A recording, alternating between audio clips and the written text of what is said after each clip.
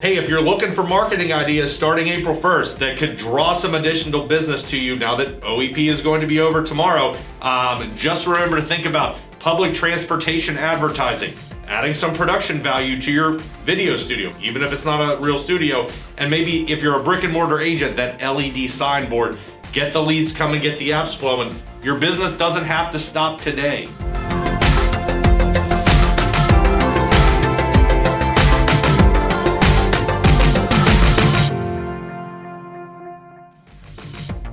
Good morning, insurance agents of the senior market. Welcome back to another great morning here at Near and Far. It is Wednesday, March 31st. It's the last day of the first quarter, last day of the OEP. Hopefully you're getting ready to get all those last minute applications in. Joined here this morning by Joshua Smith. Good morning, sir. Submitting all the things as much as possible right now, just getting those last minute apps in. Well, hopefully no one has the super dark app depression like right. You guys did on the episode of Senior Moment, which honestly was probably one of my favorite scenes from the most recent episode you guys did. What was it, the avalanche where the apps just falling everywhere? Just that was another good one, but it was oh yes, I know where the darkness comes over Caroline. It was also good, but then you were just like, no, just write more business in OEP, just work through it, it's all fine. It's all good. Yeah, so hopefully you guys have had a great OEP in terms of submitting applications. We just wanted to talk about maybe some additional marketing ideas as you roll into April 1st and the rest of the lock-in. Yeah, gotta come up with some other creative new ways to generate some business. Don't have the OEP to leverage anymore, so what else can you do as an agent? Yeah, so I know that we spent a lot of time on some recent episodes really talking about a lot of conventional methods. You know, direct mail leads and Facebook, I think, are two of the things we've talked about a lot over the course of the last couple weeks. And, you know, it was interesting, and what kind of prompted, this conversation this morning, I was talking to Josh late last night when I had this idea for, hey, let's talk about this in the morning. I was driving around yesterday and just pulled up behind a Port Authority bus, which is the busing company in Pittsburgh, and here was this ad. Like I'm sitting there right on the bus's bumper and I'm staring at it. And when you're driving, you're sort of like on autopilot, like you're thinking about other things, you're listening to the radio, and then I look up and I'm like, oh, I know what those cards are. Those are Medicare cards and access cards. And I was like, wait a minute, that's a Medicare ad right on the back of this bus. Yeah. And I had to struggle. So if you look at the picture, I'm sure Ryan will probably go big screen with it. But it was one of those where I was like, oh my God, I got to take a picture. So I'm grabbing my phone off of the dash. And the bus starts to pull away, so I'm hitting the gas, and I'm trying to get close enough to snap the photo and not ram the back of the bus. So I apologize I couldn't get closer. I did not want to destroy my car in the interest of bringing this to you, but it kind of we said, hey, what are some outside the box ideas, aside from direct mail and social media leads or internet leads that we can kind of talk through? And the first one was public transportation advertising. Sure. So this was one example on the back of a bus. We had talked about another actually that we are demoing, which is advertising inside of those bus shelters where, you've got a consumer, they're riding the bus, they're sitting on the bench inside that shelter, which is much more important in cold weather month or when it's raining. But you're just kind of sitting there and you're like, oh, look at this advertisement here. Like, I have these cards, maybe I should call. So we're demoing that right now. Josh, what are your thoughts on public transportation advertising for the Medicare recipient? I think it's a huge market, especially for if you're a city agent or if you're working with like the dual special needs population, because I believe that they're just taking the bus a lot more than, just if they don't have a car, if they have no other means of transportation, bus would be a perfect opportunity for you to get their eyes on your face and your brand. And so it's not just on the bus routes themselves. You can have your advertisements or marketing on the bus, inside the bus itself, on the railings. Yeah, the railings and kind of those advertising panels up above. Exactly. And so I like the bus wraps and like the bus stations a lot more than you'll see, agents. I get questions every once in a while about, billboards, like around town. And I just don't think that the best opportunity for a Medicare agent or really any insurance agent out there is on a billboard on the side of the highway where a client just drives by without having a care in the world. I think one of the best methods is on the bus where people are standing still, where they could take a picture of the bus, remember the name, remember the face, and say, hey, I got those cards, let me give that person a call. But certainly while people are riding the bus, they got really nothing else to do except just stare around. And if they're staring at your face, and that helps build your brand a little bit more too. So I think it's a great opportunity. Yeah, I have gotten so many questions about billboards over the last however many years, and the way I've typically responded to those is billboards are for branding for big companies. That, you know, because I can think of a multitude of billboards that I pass. It's like the Nike swoosh, and that's it. Yeah. You know, or it's Highmark, Blue Cross, Blue Shield, or large insurance companies where what you're trying to do with a billboard is you are hitting the person with your name and logo, and maybe like 3 or 4 words, so that when that insurance conversation happens, it's, I am so familiar with this brand, I'm so inundated by images of it that I cannot possibly think of anything else. Exactly. You know, it's like when I go to buy tennis shoes, what do I buy? I buy Nike tennis shoes. Why? Because I see that swoosh so many places that I just associate this is the brand. It is the highest quality, if only because I see it all the time. Exactly. But you're right about the billboards, that it is virtually impossible to have a call to action on a billboard, like for a broker. Even if you're a decent sized agency, that if you think that as your Medicare recipients driving down the road, they see your billboard, are they going to remember, 412-758-3269? Like, probably not. Right. But I thought the bus thing, and that's why I thought the bus thing was so great, because I literally was stuck in traffic behind it. Right. And, I'm following the bus, and I'm following it, and I've got more than enough time that I could kind of snapshot it. Exactly. And you've got the face, you've got the cards. Hey, do you have all of these cards? Give me a call. I mean, it's a perfect opportunity to get someone who is thinking about Medicare to engage with you. Yeah, and the other thing about public transportation that's interesting too, and I don't know if this agent's still doing this, we had an agent named Bob who worked with us in Spokane. Up in that market. Do you remember Bob? Yep. Bob was doing sales events in the bus station. Now, granted, depending on where you are and like kind of what the traffic pattern is, that may or may not be a great idea. You kind of need to take a look at it. Sure. But Bob made a killing. Yeah.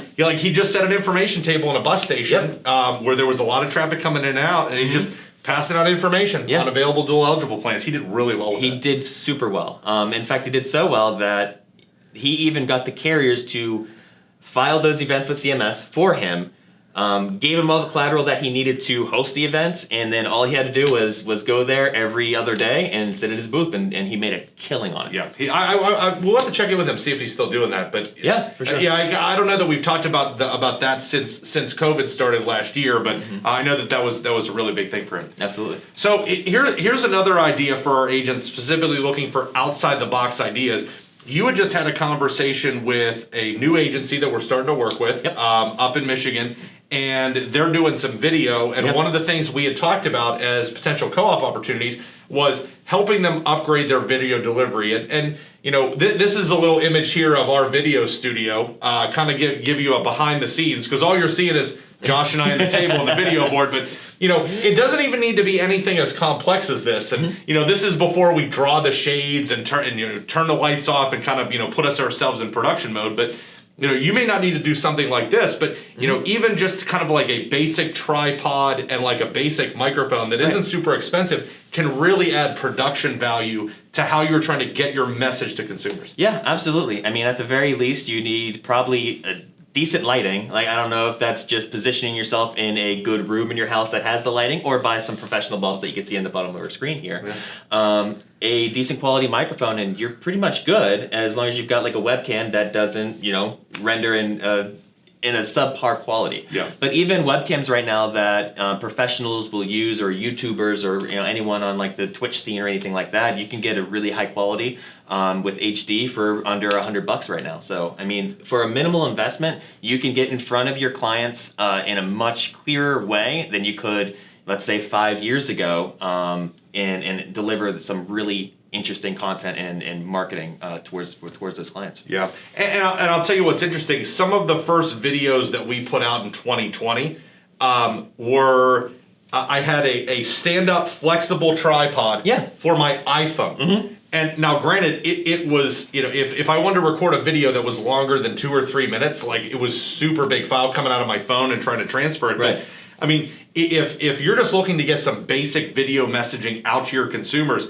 you really need an iPhone tripod, and you can get a microphone that just plugs right in to that lightning jack, and you're set. Yeah. A really basic setup, but. It just adds just a little bit of production value to add that professionalism to your video that you really want to convey to the consumer. Right. And even with the co-op programs that we have right now, you're really able to integrate, if you're writing that business and you want to go the extra mile, anything that you're buying towards a production studio and trying to get your act together, we can co-op with you on that. Yeah. No, I think video, certainly we believe video is the way to go. We're talking to agents about this all the time, about getting those messages out there, even if you're just filming a 2-minute video update for your clients that you're putting on your Facebook page. Exactly. Yeah, because you can post that, you can use those same YouTube links that you're posting onto your YouTube page. You can use those as embedded files into any of the emails that you're sending out, or directly on your website as well. Yeah. So last item I wanted to talk to you about, we've got some great friends in St. Louis that were one of the first people that had kind of done this, and we've got other agents or agencies that have done this. So if you are an agent with a brick and mortar facility, there hopefully there is signage out front that says, "Hey, come in and talk to us." Even if you're part of like a mini mall where there's a multitude of places, maybe there's a Quiznos, maybe there's a Dollar General, maybe there's a I don't know, whatever, Sally's Sewing Shop. Right. But a lot of brokers we've seen going with like these LED signboards that if you're stopped at a stoplight by there, it's putting messaging up, kind of similar to the public transportation thing. Right. It's it is like a billboard, but it's saying, "Hey, come in, come in here to see us." I know that's really helped our St. Louis shop specifically. They've talked to us about it a lot, and we help them pay for it. But this is another idea that we're seeing a lot of agents go to. Exactly. I mean, any type of like advertising that you could put outside of your brick and mortar store is going to get you eyes. And I know in particular because I put most of our social media posts together regarding United Healthcare. Yep. I talk a lot about the agent toolkit, and on the agent toolkit they have like the flag banners that say United Healthcare agents or Medicare sold here or anything like that. There's a ton of collateral available on the UHC toolkit and most of our other carriers' websites as well that you can get for either no cost or cheap cost and put right outside of your brick and mortar as well. But definitely a lot of eyes can be placed on those LEDs just because you can have moving parts, you can have them flash, you can say anything that you pretty much want as long as you program it. Yeah, and once you build it, it's not a billboard that you've got to keep paying for. And I was always so interested in talking with Brian, who's the principal of the shop in St. Louis that had done the LED board. I just said, Brian, do you think this really draws people in? Because it was one of the first times we had partnered with someone on that. Yeah. It was a number of years ago that we were doing that with him, and he just said, well, imagine you're sitting at a stoplight, and okay, there's a mini mall sign there. He said, Bill, how often do you actually really look at it? And I thought about it, I said, I don't think that I really do. And then over the course of the next couple days, all of a sudden I started looking them. If only we had the conversation, I was like, I never noticed that was there. Oh, well, look at this. I didn't know that there was a so-and-so shop that was in this place. And it was maybe like a day or two after that I went by a place that had an LED signboard. And as I'm sitting there in traffic, as it keeps moving, I'm just looking. I'm looking. And then it was one of those where the light turned green, the cars in front of me moved, and they're honking at me from behind. I was like, oh, that's exactly what he's talking about. It's a weird phenomenon when you're at a stoplight and you're captivated by the LED sign and you're waiting for it to change because you want to see what's on the next panel. Yep. But then the light goes green. You're just like, I don't want to go. I want to see this sign. What comes next? Exactly. What comes next? I sort of have that feeling when it's late at night and I'm watching TV in bed and I'm like, I need to go to sleep. And there's a movie that's on that goes to commercial and it's like, oh, I'm tired, but at the same time, I want to know what happens next. It's the same thing with the LED soundboard. Exactly. It'll keep your potential clients interested, and it gives them another reason to keep you in mind. Yeah, for sure. So those are some 3 concepts that, hey, if you're looking for marketing ideas starting April 1st that could draw some additional business to you now that OEP is going to be over tomorrow, just remember to think about public transportation advertising, adding some production value to your video studio, even if it's not a real studio. And maybe if you're a brick and mortar agent, that LED signboard, get the leads coming, get the apps flowing. Your business doesn't have to stop today. You can get it going in April 1st and beyond and really kick tail during the lock-in period.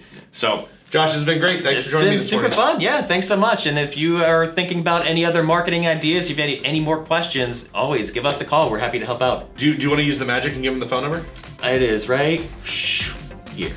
That was good. Have you ever done the magic before? I've never done that before. I hope I did it right. You look like a professional. You look like a professional. I think it's all the Harry Potter, themology we've got going on with some of our culture events. Yes, helping you out.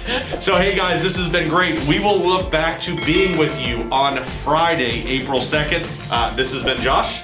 I'm Bill, and this has been Near and Far. Enjoy the rest of your week.